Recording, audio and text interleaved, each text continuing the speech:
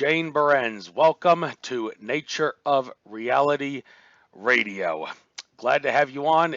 I see that you have things dealing with art on your site, and well, I'm an artist too. But what is art? A lot of people don't know what art is. In fact, I remember in freshman year of high school, we were asked to define art, and we had a very tough time figuring out what a definition of art actually is. But it doesn't necessarily have to do with what you see in like the stereotypical art classroom in grade school and all that. There's much more to art than painting and coloring and all that. Absolutely, right. It has a lot to do with interacting with your environment in a way that's meaningful, it seems, and that's what I try to do, and that's why I have been labeled an artist, even though I am not of the painter, colorer, drawer kind of person. Although I did buy myself an art set off Amazon recently, so hoping to use it in the not too distant future to express my creative talents, but time will tell with that. But anyhow, that being said, I'd like you to introduce yourself, tell your life story from a primary source perspective regarding everything you experience that causes you to do the stuff that you do, that causes you to become the person that you are, and then we will ad-lib from there. I will shut up and put myself on mute. I don't have Alex Jones-itis. I don't interrupt my guests, so you've got the floor. You can go on. Wow. Just curious to ask what type of medium you purchased in the form of a little kit. Oh, it was one of those just general art kits, painting and paint, pastels, crayons, markers, and yeah, it's in a suitcase. So I'll plan someday. I'll find a use for that, and To help you with that. yeah. But in general, that's there's a lot more to art than just that. So, well, Absolutely.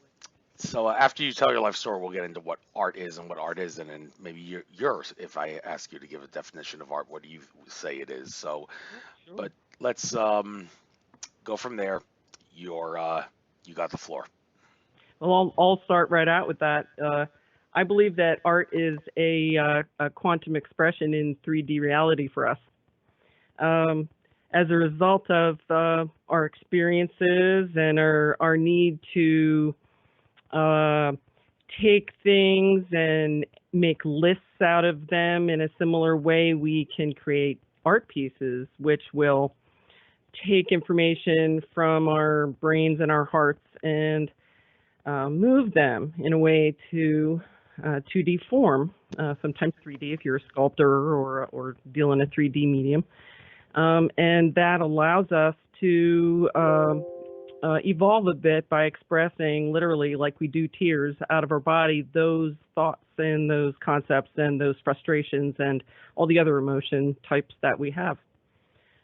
So that's how I feel art happens for us. But now I'm running and offering a service called TranscendArt. That's all one word with a capital A in the middle, workshop. What this does is it combines the process of meditation, which creates a freedom from our regular thoughts and creates an open scape for us to go into that more visual realm in our mind that has less to do with our emotions and more to do with what we allow to flow. So it's not conscious thought, it's consciousness thought, I guess would be one way to put it. Consciousness awareness. And then goes to a studio environment, whether it's your home studio or your group studio, can work for many different types of groups. I actually bring the paints and surfaces and coverings and brushes, rags, etc., all the trappings of what you would see in an artist's studio to the scene, and everyone grabs some paint that resonates with them following their meditative experience. And then we all sit down and talk about what things we saw, what things we experienced, and our information that flows onto the canvas by way of our hand and the brush becomes a reflection of that experience, sometimes as a release. If some people find that there are some things hanging there that bubble up that they want to sort of move along, sometimes those types of things show up. I've had things such as angelic language show up on canvases for people who have never had that experience before. One interesting experience was having a woman sit and, having a person who liked to say that she couldn't draw a straight line, and I, of course, had to retort that, well, I can't either. No one can, as far as I know. But she proceeded to draw this flurry, or paint this flurry of color, which was quite beautiful and not what you would consider a recognizable form, but she got it out of her system. And when she was done, she looked at it with a degree of frustration, with one brow raised, and didn't understand what it was she was seeing. What I thought was really cool about it was I took the canvas from her and turned it upside down, and she had painted a quite stunning water horse head, which was very easily recognizable. So we don't know what comes out when things come out sometimes. It doesn't have to be with intention. As a matter of fact, it's better if it doesn't. But the creations that happen are always different from the person sitting next to them, from anyone else in the room, from anyone who had ever been at one of these meditation/art sessions.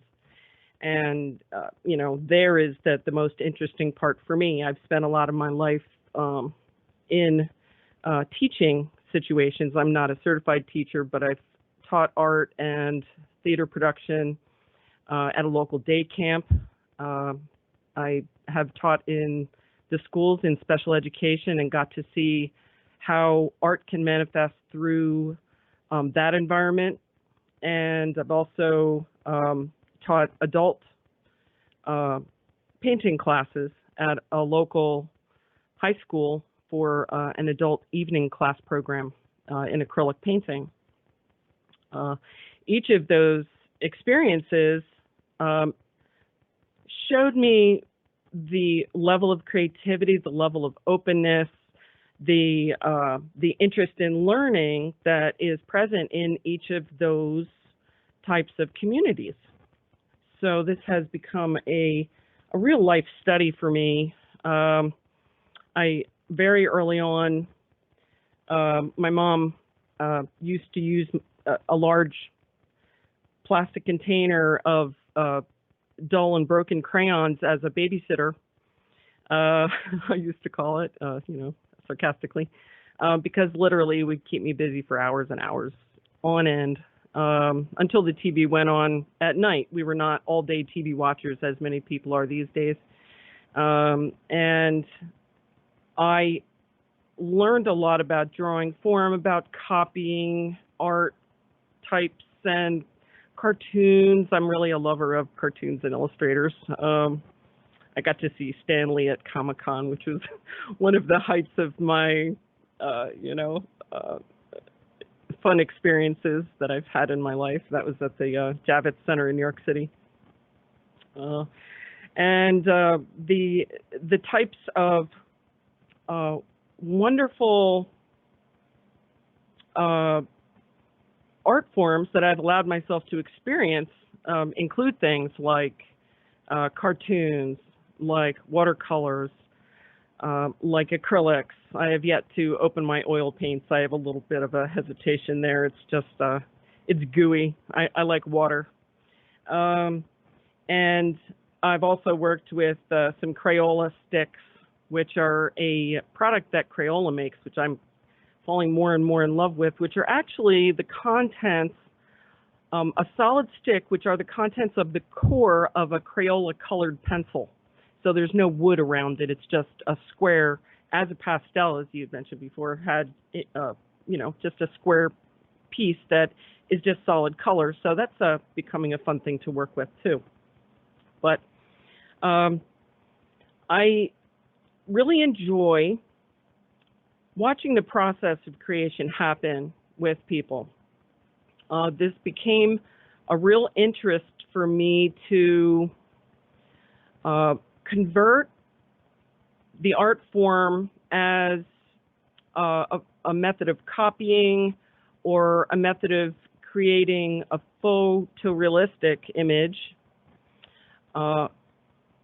into something that would address art and allow them to have fun for more people by way of giving them a state of expression that would allow them to flow any type of creative form, line, pattern, tone that would come from them as a result of this freed state. So early, I knew that people's beliefs and what it is that forms their background of knowledge that shows what it is that they respond to in the world can be limiting. And the purpose of the meditation would be to access an area of their physical expression, which is the energetic self. And I do consider it a physical expression because we have used our personal energy to move things, to influence other people, body language, and the way that we hold ourselves imposes personal energy on other people, and you do see a physical response in them as a result. So I do believe that Merkaba of energy, some people refer to it as, holds a force that we use. People's Merkaba, their energy force, can become reduced if they allow these sort of limiting blockages to reduce what should be something in them that's growing, which is their energy, their creativity, their ability to manifest things for themselves in their lives, their ability to attain a job that they love rather than one that feels like slavery, any number of types of experiences that we bring into our lives. But I noticed in my children, since I did not raise them in an environment of judgment around what their beliefs were, that their beliefs evolved rather organically. And I found that each of them developed a creative energy within them that was unique to each of them. And I could see this sort of psychic energy, if you want to call it that, evolve in each of them as I was raising them. Now, my son had experiences in his childhood, actually up through his early college years, where there was an energy that would approach him at night as he was trying to go to bed, would, we're getting into some odd, but this has to do with the creative forces that I can see people manifest. He had this thing that would sit on his chest, literally, in a state of paralysis. He couldn't move, couldn't breathe, and the thing would growl at him.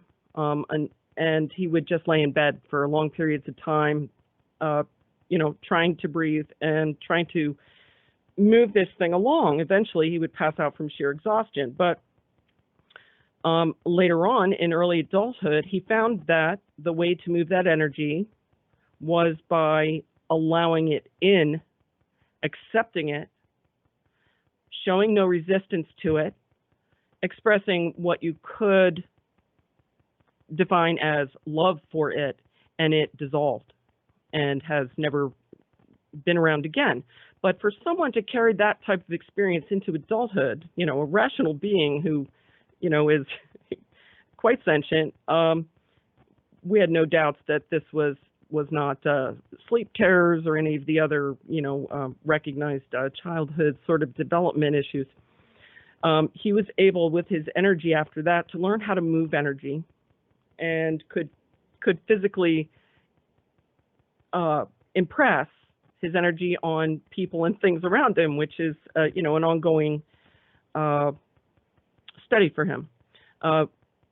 With my youngest daughter, I found the effects of creativity as it comes through music. She, through school, got involved with several musical programs, plays several instruments, including marimba and piano, bass, guitar. She sings and writes amazing lyrics. And I found, through watching her, the transformation in her presence that took place as a result of her creating music, and in the same way expressing these emotions out of her body, and once they were gone, not really wanting to play that music again because it was revisiting an emotion she was done with. So that, and along with a little study I've done on water toxicity lately, I found a very interesting YouTube video of a man who took water, applied a 432 hertz sound source to the water, and then measured the toxicity level before and after, and the toxicity level dropped dramatically. So I'm trying to figure out, do I get a tuning fork? Do I keep an amplifier by my sink? How can I do that for myself? I have a well, and I need to be concerned about toxicity. But the sound creation and the effects on our systems became obvious to me through that. My second oldest is a photographer and does a lot of illusion creation with her art form. She has a broadcast quality camera and takes a lot of pictures of prismatic light, like rainbows and sunsets, like many of us do. It's really an interest because, as many feel, there's information on those wavelengths, on those light frequencies that we not only feel but we perceive, and it creates a peaceful countenance in us. My oldest daughter is a massage therapist who very early discovered that she could develop a tremendous amount of heat between her hands. She learned how to harness that in healing modalities, in massage therapy, reflexology, myofascial release, and other massage modalities, for the purpose of moving trauma out of people's systems. So effectively, she could call herself a medical intuitive in that she can detect with her own vibration these variations in heat and vibration of tissue in people's bodies and remove trauma. This became really fascinating because while she was doing this, she actually began to have visitations from spirits, entities, I guess, who were there, she found, to visit the person who was on the table, using her as a conduit to communicate their presence and their well-being to the person on the table. Apparently, the people that were visiting were recently passed.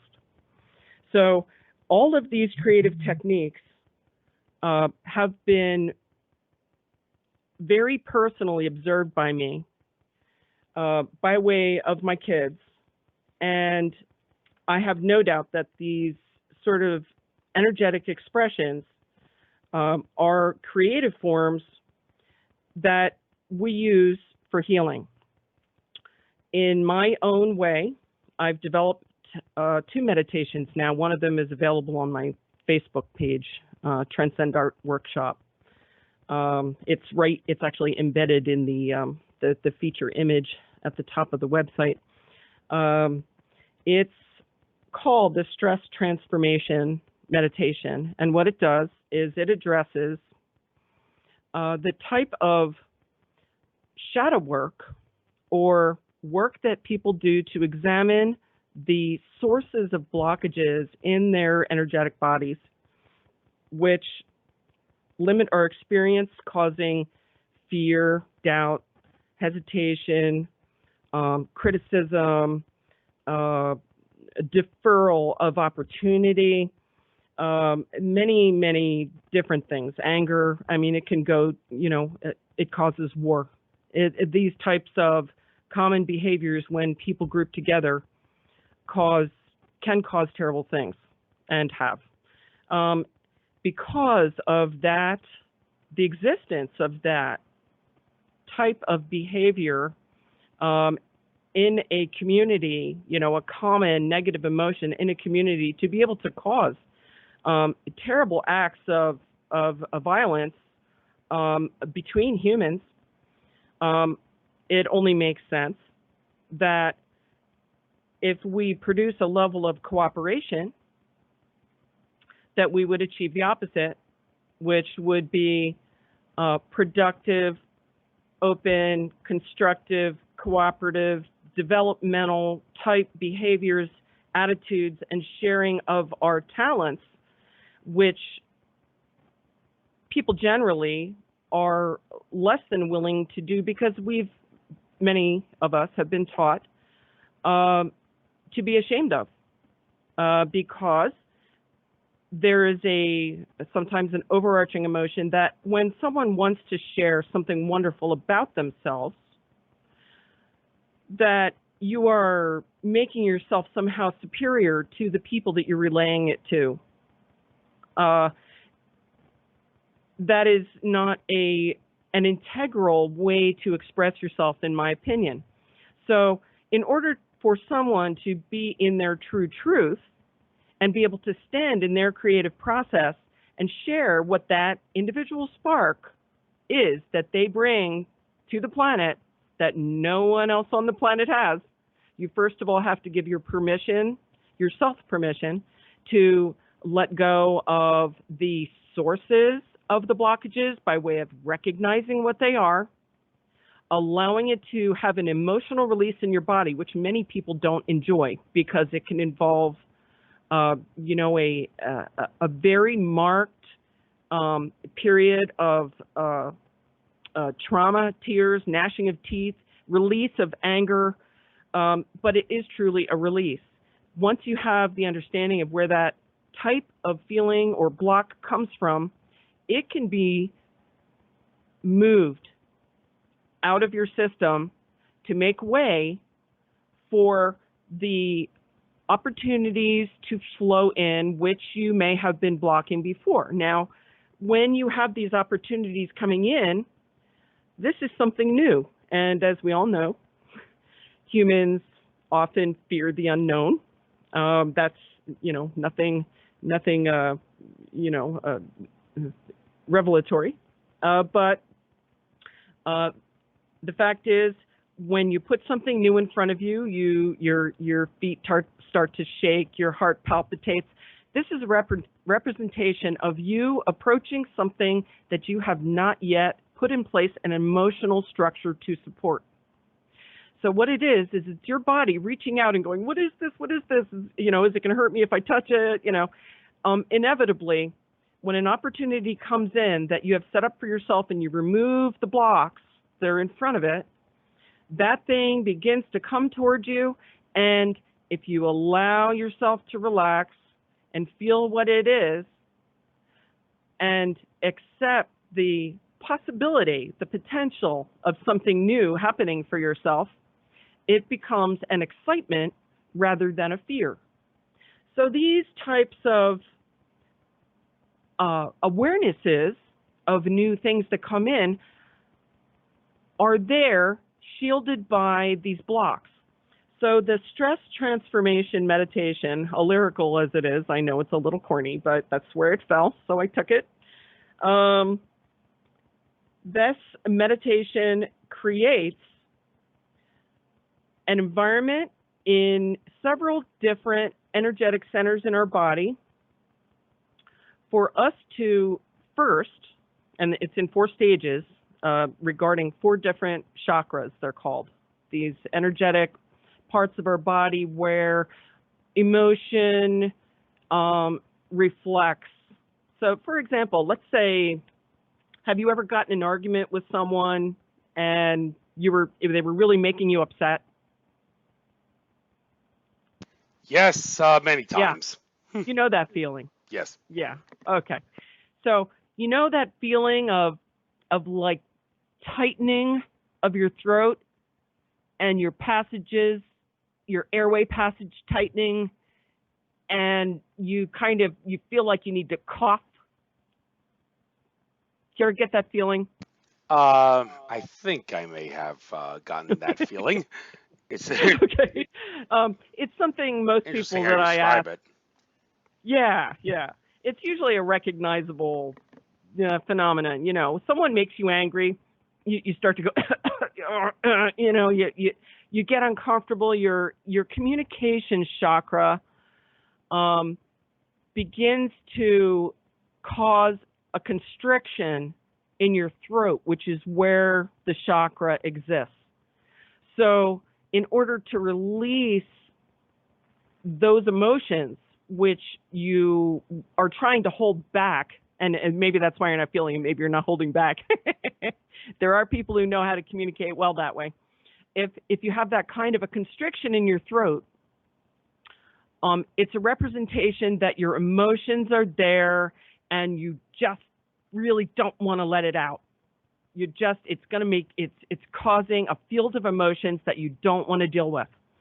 So similar things happen, like when you're in a love relationship or a relationship where you have a new friend and you know something happens and they don't kind of live up to an expectation or something, and you get a heaviness in your heart and your lungs, in your sort of your cardiopulmonary region of your chest. That's your heart chakra, your emotional center of your body, responding to disappointment and to an awareness that something may not exist that you had a high expectation for. Some people, when they, like me, right before the interview, there's a will chakra, how the world influences us and how we influence the world, which is our solar plexus. And that will center, I call it, it's our willpower, started to flutter a little before the interview because I was putting myself into a situation I wasn't sure of. I didn't know exactly how things were going to evolve in the situation. So a little level of unsureness, and my will center got a little bit of they call it butterflies in the stomach. That's a representation that you're in a situation that is either making you a little nervous about your willingness to be involved in it, or some people actually get ulcers in their stomach when they are in situations that they do not want to be involved with anymore, that they feel are imposed on them, that they have no way to get out of, can actually cause ulcers exactly in that same region. So the stomach is a reflection. The chakras go all the way from our groin area up through the top of our head and out through our extensions. But the 7 major ones are within the core of our body. So when I do this meditation at the beginning of TranscendArt workshop, it is to put out there different types of emotions or statements in a first person type perspective, asking, am I feeling this? Am I feeling this? Do I feel that? Primarily emotions that are limiting, so that there's an identification with maybe there is something in that energy center that I'm holding a block in. feel that, then the meditation goes through a process of crumpling up or reflecting or somehow destroying or mutating, transmuting, that's the word, that emotion and replaces it with a positive emotion in that same center.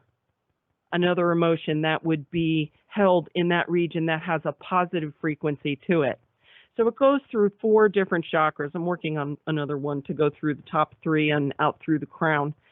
But these different unblocking processes at the end leave you with a newer feeling of yourself, your surrounding, your energy. It gives you a lightness. Many of us hold our what's called the Kundalini energy. A lot of people are familiar with that. I'm not, terribly educated in Sanskrit, but this is one of those terms that's, become somewhat westernized and recognizable.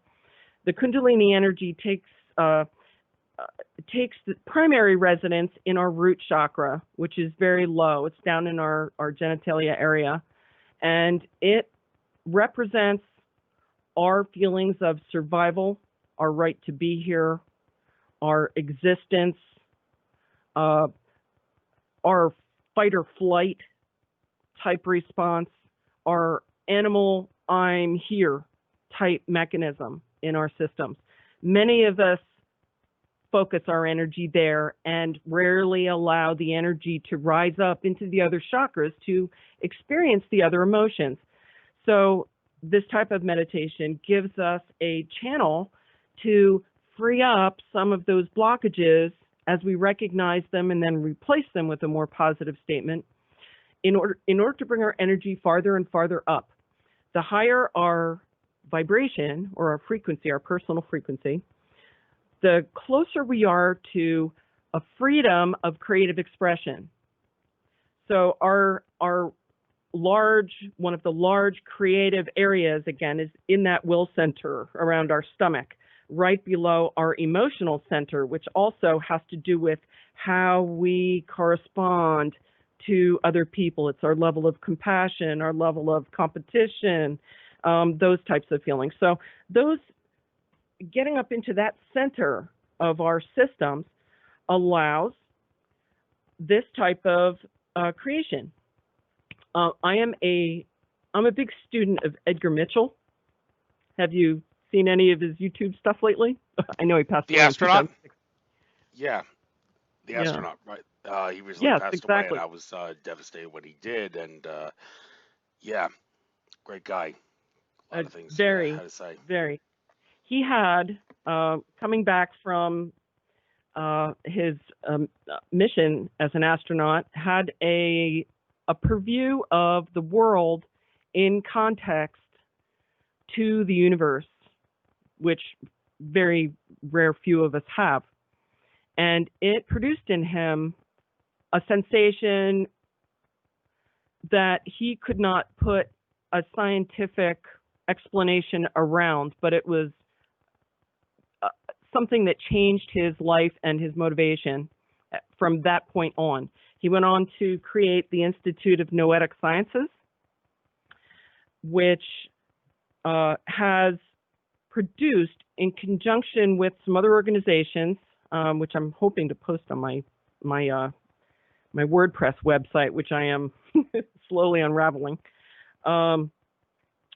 which gauges the response of the global emotional frequency, and we're talking about what people refer to as the Gaia Grid, the energy, the cumulative energy of the population of the world.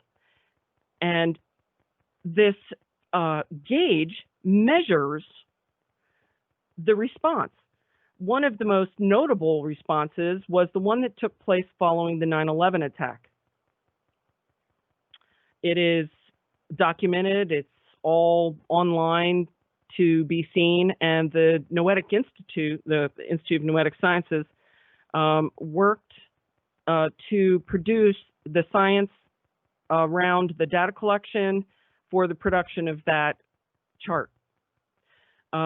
When there are reactions like this, like for example, the response that the world had to the recent epidemic that we're all experiencing, that was another marked response that was worldwide and notable and ongoing as different parts of the world have these blooms.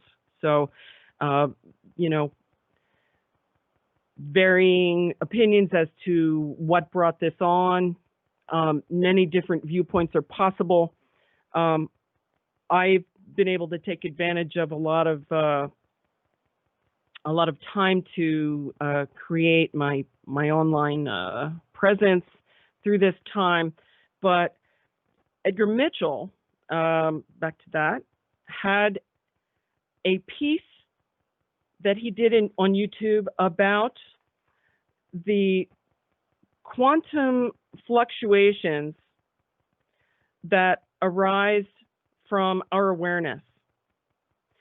He refers to it as the quantum hologram, which I guess is something he's been referring to for quite a while and not an unfamiliar term for many of us, which he was able to establish supports a remote viewing experience, ESP. He believes that it supported a reincarnation model. It also, he believes, supported what he referred to as a learning cosmology, which was the concept that we exist in a field of information constantly flowing around us that we draw from, and that if we desire or manifest, try to manifest information or bring on information, it exists there. And if we wish, we can send out a frequency from our bodies using our wave, our frequency, out with an intention of grasping a certain piece of information, and that information already exists in a wave in the universe, and there is no, this is non-local, so there is no limitation to where that wave is at the moment. It's just, it joins with our desired frequency, and then we ride the wave, creating a standing wave. That just knocked me out of my socks when I first heard that, because it makes so much sense, and you can feel it. This is science now. So I am absolutely giddy with the fact that creation is being substantiated scientifically now. Not that I need that to happen, because I know what it feels like to initiate a creative process and have things come in that I had no intention of putting there when I began, and they pull in. They just pull in from nowhere. Many people feel that that's from entities that come in and communicate. Whether you consider those standing waves to be an entity, you can give a name to it. There's a document about creation called the Tree of Life document, very interesting, which is similar to Genesis, but much, much longer, and has to do with how the original source became aware of itself, and that created duality, and then so on and so on and so on, until it created a density of three-dimensional energy in which we exist now. One interesting thing that Edgar Mitchell pointed out is that science could not substantiate the presence of the quantum hologram beyond the 4D level. It's kind of similar in a way as to me that as when people were looking at the atomic process and going, we can't mess with that. That's going to make us gods, and we'll destroy ourselves. That whole process. So, really, a lot of the intention and positive cooperative movement that we can create around a lot of these sciences are going to go a long way to advancement of us and allowing evolution and creation of amazing things that we have no concept of yet, but which are, again, living in someone's little spark, just waiting to be unblocked and experienced. So So this workshop is my little way of taking the potential for people to reveal that little spark that they carry around that they've not shared because they were socialized to be shamed by what might happen to them if they expose this truth in themselves outwardly. If they take that spark and express it with faith and love and understanding that people can be in a state of non-judgment to receive that information, and instead of criticize it, take a good strong look at it and try to feel how it resonates within them, because that's where these coherences happen. When you have two people in one place and you wind up with a synergistic effect of two creative processes that then create one, and then two more people get involved, and then you have four creative processes creating one, and it goes on and on and on. So the creative process to me is more than paint on a canvas. It's the process of creating an opening in the consciousness of people for the sake of proving to themselves that they have this spark and they need, for the purpose of their life, literally the purpose of why they're here, to share that. And if you believe in reincarnation, many people believe that over and over and over again, we get these chances in these earlier low vibration type environments of, hate and destruction, primarily, to share. We have these opportunities to share these things, but not the pathway. We have the facility, but not the pathway. So the goal is to interact with what many people are feeling as this shift of world consciousness happening, individual by individual. More and more people are talking to each other about how, I talk to these people about stuff and they're looking at me sideways with wide eyes like, how are you talking about this? How do you know what I'm talking about? And they go, nobody talks about this stuff. And they look around as if somebody's going to be, like stomp on them with a huge Monty Python foot if they say something about it, So that's the kind of freedom that I think people should have. And by way of this little service that I'm trying to, interject into the world, open this creative pathway for people so that they can share whatever that thing is in there. I mean, it could be Tesla for all we know, come back to share more stuff. It could be Houdini showing us how to disappear into another dimension. I mean, really the possibilities are endless, and just really your scope of imagination is the only thing that would limit it. That was very, very enlightening, and what a mouthful. I must say, yeah, you got a lot to say about that, and very impressed, to say the least. And regarding looking at the artwork that can be used to put people in a trance and get them to get their eyes open and all, and sometimes, I remember doing a report on Jackson Pollock once, and people criticized the guy like, dude, you're just splattering paint on the floor. I mean, what's the sense in that? And you can still make creativity out of that. I mean, want to make he was creating density. Yeah, and when it comes to some of these, what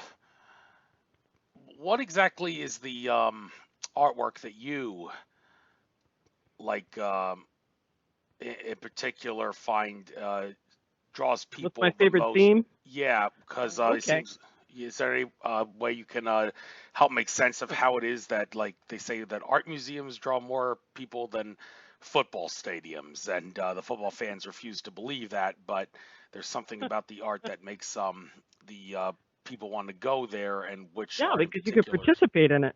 Yeah. Which art is it? You're not just screaming at other people moving. You're actually playing. You're actually participating and perceiving, and having your own experience in it.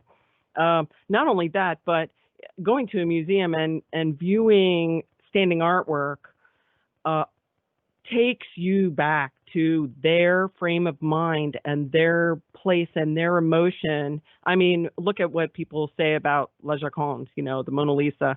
That is a piece. There is something knowing in her eyes that makes people blush, you know? That's an expression of emotion in 2D art. And it's that sensation. And I saw the Mona Lisa at the Louvre in person, of course, behind a thick sheet of bulletproof, Lexan or something. I don't even know what the hell it was, but excuse my language. The emotion that art facilitates is unquestionable. And if you can create something and do it in a state of non-judgment, and for the purpose of being able to, and this is part 3 of this workshop. You meditate and get yourself into that allowing headspace. Then you go into the paint and you do what I call playing with colorful mud. And you allow forms to happen, and your brain starts to recognize things. Your heart interacts with it. You create this thing, and it is very much your own. Then you take it home. You don't leave it in the art classroom. It doesn't belong to someone else. It's your own creation. You put it on your wall, and every time you look at it, your body relaxes and goes back into that same state that you were when you were meditating and brought yourself out into a state of pure freedom for the purpose of creating. So it creates an emotional process for you that you have within your own home afterward. Now, my favorite art forms lately are, it's funny. Let me start this way. There is a good friend of mine, Michelle Bunting, who channels an energy named Seth. I just interviewed her. Yeah. You did. Yeah, how fitting. And unfortunately, I haven't been able to upload it to YouTube yet because I'm still waiting for my folks to give me all the sign-in details for that thing that I need to upgrade to be able to get the upload to YouTube, which will include your interview too. I want to make sure my listeners understand that. I'm sure they're chomping at the bit to understand, see my interviews. Well, I've already set up the teaser on my website, so I hope so. By the way, since we've almost let's end this interview in about maybe 7 minutes, because I also want to upload my interviews to cost.tv, and they only allow for uploads to an hour max. That's a blockchain website, and I needed to upload there too because YouTube has demonetized me. Okay, feel free to stop me when you see that timeout. I'll go into this quickly. I have a few years ago, I did an art piece I call Ancestor. It's a 3-foot by 3-foot painting of a Fibonacci squash plant. So the Fibonacci sequence is a mathematical equation that creates a spiral. This squash plant, of course, being in nature, also creates the Fibonacci growth pattern. So I created this Fibonacci growth process squash plant, which you can also see on my website. And I call it Ancestor because it's in black and it represents the source original fruiting plant.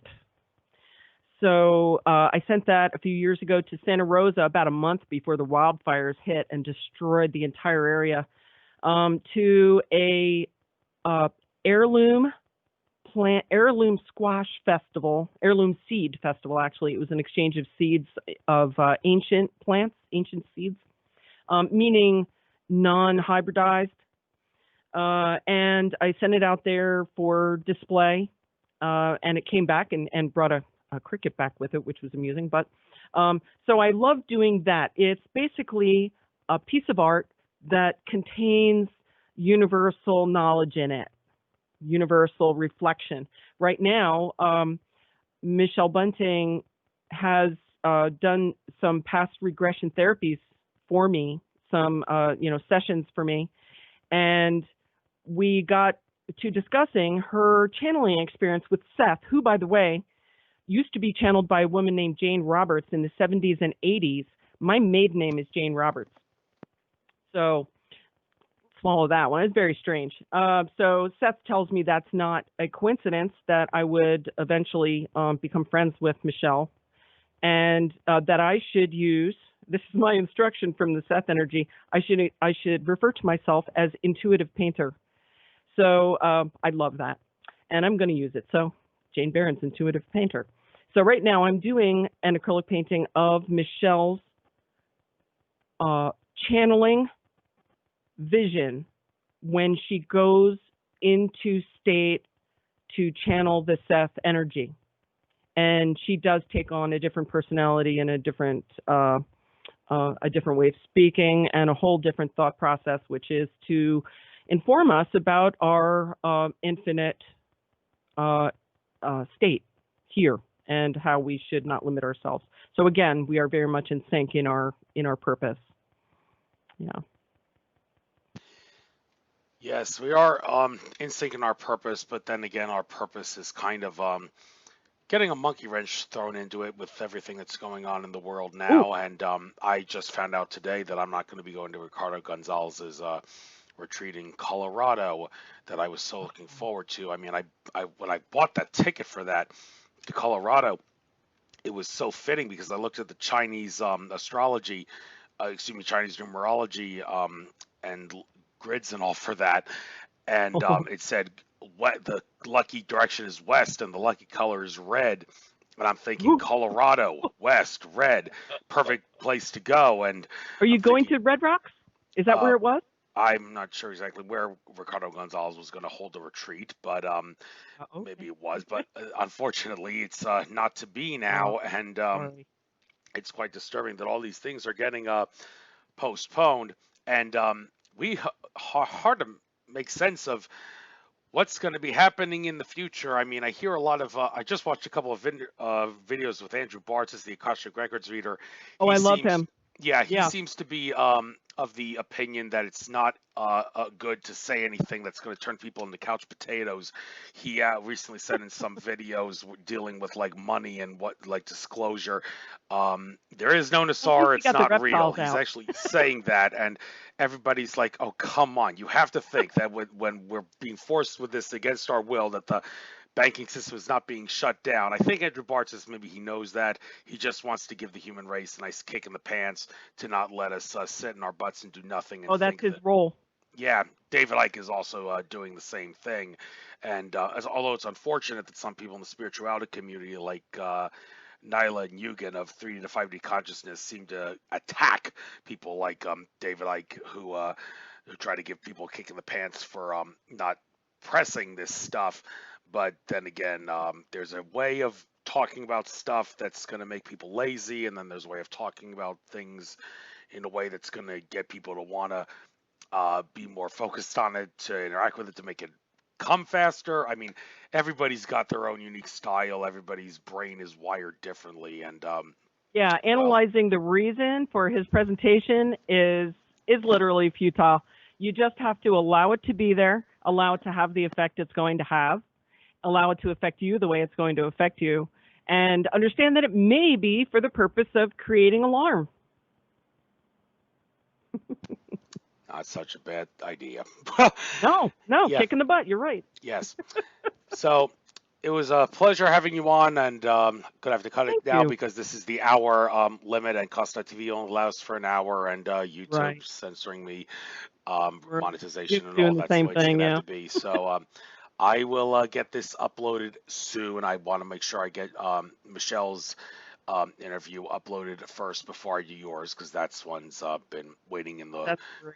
In the wings for a little I'm honored to be on your show. Thank you so much for the opportunity. Great. And are you going to be speaking at Empowered Light Holistic Expo 2021?